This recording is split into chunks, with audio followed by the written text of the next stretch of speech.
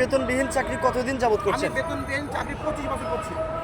আচ্ছা, এই যে এতদিন যাবত যে এমপিওভুক্ত করা হয়নি, আসলে এমপিওভুক্ত না করে লাভ টাকার আসলে এটা কেন এরকম হচ্ছে আসলে?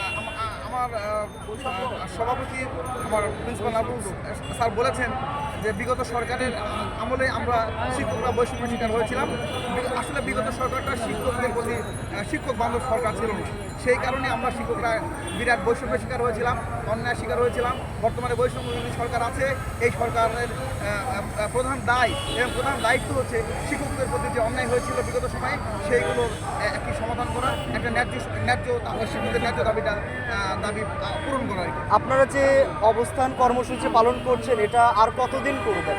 এটা আমরা আজকে যে অবস্থান কর্মসূচি আজকে 3 নম্বর দিন আমরা শুরু করছি 23 তারিখ থেকে।